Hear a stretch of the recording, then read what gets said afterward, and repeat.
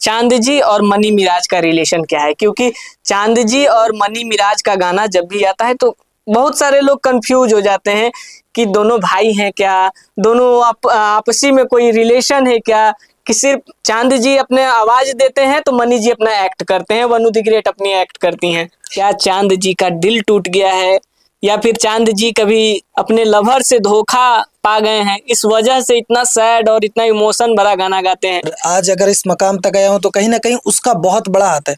अगर हम इतना जूझते नहीं, अगर हम परिस्थितियों को इतना झेलते नहीं तो शायद इस मकाम तक नहीं आते। जन्मों जन्म के बवादा हो, कहियो न बदली इरादा हो, तकब खोट नहीं हमर ईमान में होई,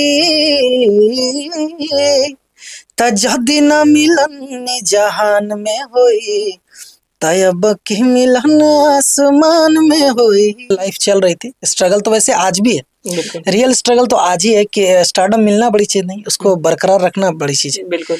तो लेकिन जब मेरे पास कुछ नहीं था उस वक्त थोड़ा सा सरवाइव करने के लिए मैंने गाना भी लिखा है, कंपोजिशन भी किया है, तो चीजें वहां से सीखता गया और बढ़ता गया। चांद जी कितना कह लिया जाए तो बलग्रिटी या फिर दुअर्थी सॉन्ग को गाए हैं हिट होने के लिए, आपने सुना है क्या?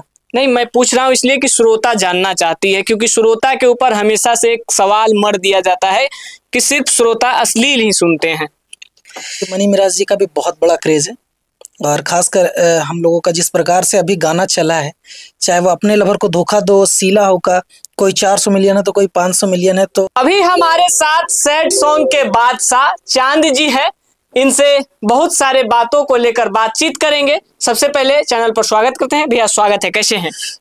बहुत अच्छे हैं और थैंक यू सो मच जितने भी लोग BH न्यूज़ को देखते हैं और सब्सक्राइब करते हैं, फॉलो करते हैं, और आज आप भी हमारे पास आए हैं इंटरव्यू लेने के लिए, इसके लिए दिल से धन्यवाद। कैसे हैं जी? बहुत अच्छे हैं, आप बताइए। बिल्कुल। स्टूडियो में बैठे हैं, क्या कुछ धमाका होने वाला है? बीजी स्टूडियो में आज उपस्थित हैं। जी BG स्टूडियो में बिजी है अभी, लेकिन आप लोग आए हैं, ये हमारे लिए बहुत बड़ी बात है। जी, थैंक यू सो मच। और क्या काफी कुछ तैयारी हो रहा है? बहुत बड़ा कुछ अलग करने का प्लान है, और हमेशा से ही कुछ अलग किए हैं, अश्लील से अलग कुछ चीजें अलग लाए हैं, जिसके कारण आज आप लोगों के दिल में है। बिल्कुल। तो वही करने का प्लान है, उम्मीद है कि उनसे ही बेहतर हो। बिल्कुल। सैड सॉन्ग के अब सभी लोग बादशाह आपको कहने लगे हैं, क्योंकि आप सैड सॉन्ग जब भी लाते हैं तो कुछ अलग थीम लाते हैं, कुछ अलग मैटर लेके आते हैं। सारे मतलब भोजपुरी में जो शब्द है जिससे भोजपुरी बदनाम है, उस सारे शब्दों को दूर रखकर नया कुछ लाते हैं। क्या कुछ ऐसा तैयारी है फिर से? हाँ, उससे भी बेहतर तैयारी है, और ना कि सैड सॉन्ग, मैं और भी बहुत सारे गानों से मतलब पहचाना जाता हूँ, जैसे अपने लवर को धोखा दो। बिल्कुल। एज ए फनी सॉन्ग है। बिल्कुल। सबसे पहला मेरा जो फनी सॉन्ग था भगवान बचाए तीनों से, वो भी फनी। बाकी सैड सॉन्ग तो चीजें सबसे बड़ी चीज है कि मैं संगीत को मद्देनजर रखते हुए चीजें करता हूँ, तो इस कारण से कुछ अलग लगने सुनने को मिलता है लोगों को। बिल्कुल। लेकिन एक छाप अलग सा है आपका कि मिलन आसमान में हुई, उस गाने को बहुत बड़ा बनाया गया, यानी कि बहुत बड़ा दर्शक बनाए। सबसे पहले वो गाना हो जाए, 2 लाइन। कि जन्मों जन्म के बवादा हो, कहियो न बदली इरादा हो, तकब खोट नहीं हमर ईमान में होई, तजदी न मिलन जहान में होई, तब की मिलन आसमान में होई। बहुत सारे सवाल घूमते हैं कि क्या चांद जी का दिल टूट गया है, या फिर चांद जी कभी अपने लवर से धोखा पा गए हैं, इस वजह से इतना सैड और इतना इमोशन भरा गाना गाते हैं। नहीं, ऐसा नहीं है। क्या है ना कि मैं अपने परिस्थितियों से बहुत जूझा हूँ, इस कारण से वो भी हमारे लिए एक मोहब्बत से कम नहीं है। और आज अगर इस मकाम तक आया हूँ तो कहीं ना कहीं उसका बहुत बड़ा हाथ है। अगर हम इतना जूझते नहीं, अगर हम परिस्थितियों को इतना झेलते नहीं तो शायद इस मकाम तक नहीं आते। और वही मोहब्बत है हमारी, हम परिस्थितियों से झेलते हैं और आगे बढ़ने की कोशिश करते हैं। बिल्कुल। जिस प्रकार से आज आपके गाने को भर भर कर श्रोता प्यार दे रहे हैं, आशीर्वाद दे रहे हैं, ये सफर कैसे शुरू किए थे और कहाँ से शुरू किए थे? थोड़ा आज संक्षिप्त में बात हो। सफ़र तो अपने घर से शुरू किए थे, क्योंकि जब मैं छोटा था तो स्कूल में गाता था, फिर मैं जैसे जैसे चीज़ें बढ़ते गई मैं कॉलेज में गाया, और फिर मैंने सोचा कि मैं कुछ प्लान करता हूँ बाहर निकलने का।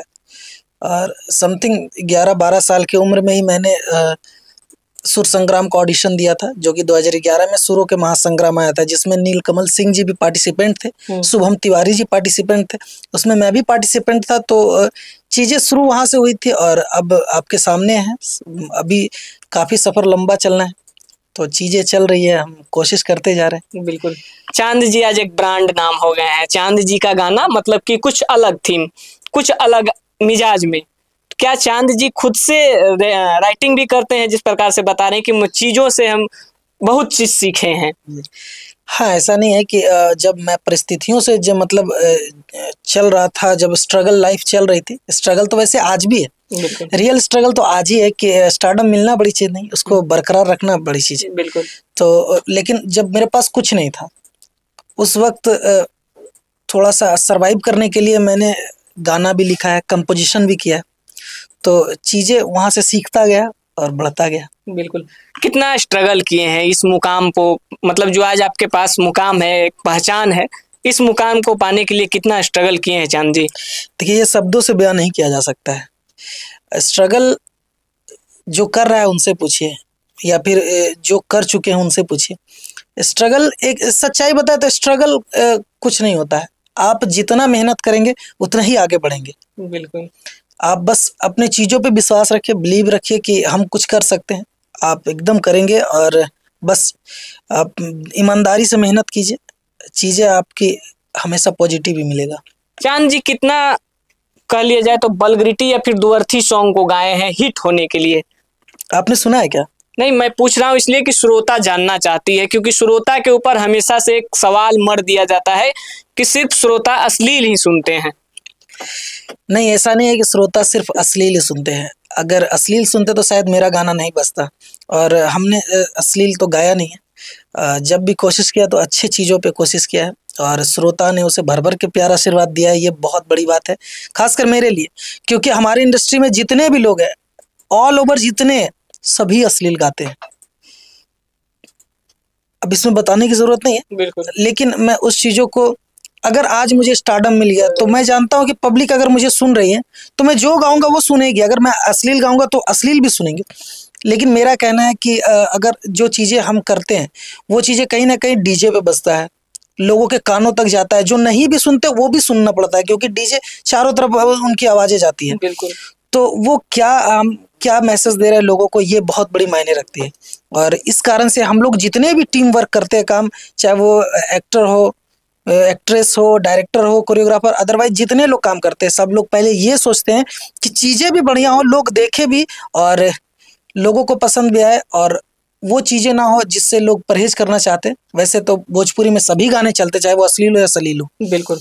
लेकिन हम लोग कोशिश करते हैं कि अच्छी चीज़ों को प्रेजेंट करें। बिल्कुल। जिस समय स्टार्टिंग पीरियड था या फिर स्ट्रगल पीरियड था, उस समय कोशिश नहीं किया कि चांद जी हमको भी हिट होना है, कुछ बच जाता मेरा भी तो हम भी मार्केट में आ जाते? मुझे अपने गायकी पे बहुत बिलीव है भाई। और आप, अगर मैं इस मकाम तक आया हूँ तो सबसे पहला मेरा गायकी और गायकी के प्रति ईमानदारी।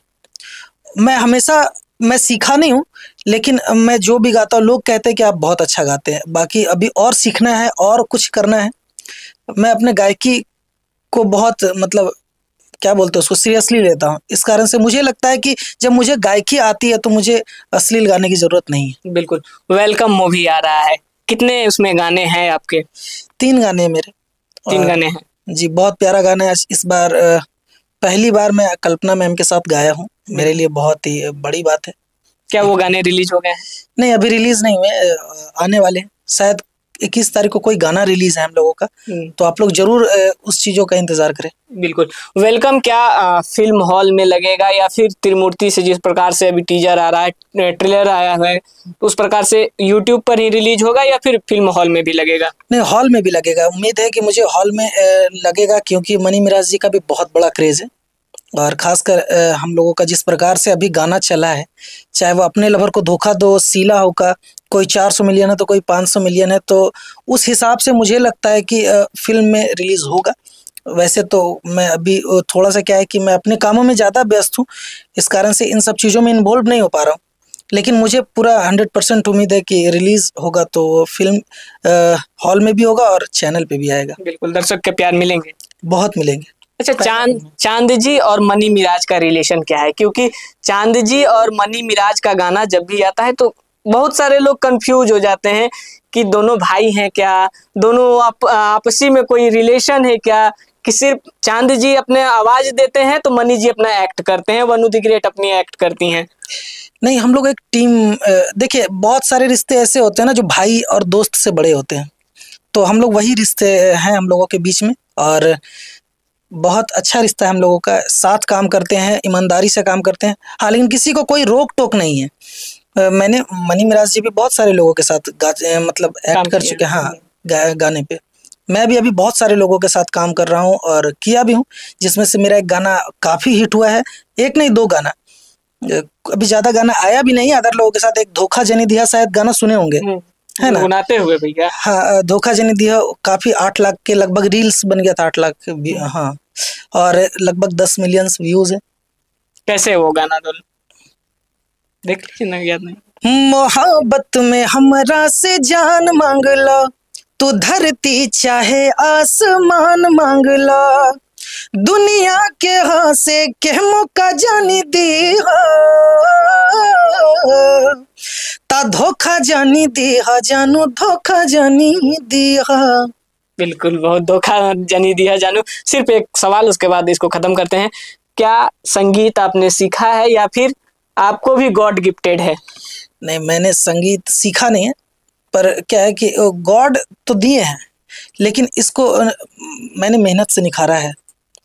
अगर वो नहीं देते तो शायद नहीं होता, लेकिन उन्होंने दिया है और मैंने उस चीज़ों को निखारा है, मेहनत किया है। आज समथिंग मैं इस इंडस्ट्री में 14 साल दे दिया हूँ, तो वो मेहनत, वो समय, वो लगन ही यहाँ तक, मतलब बाकी तो ऊपर वाले का अगर आशीर्वाद ना रहे, अगर प्यार ना रहे, अगर उनका हाथ ना रहे, तो शायद ये मकाम क्या, हम कुछ नहीं होते। बिल्कुल, चलते चलते अपने श्रोता समाज से कुछ कहना चाहेंगे?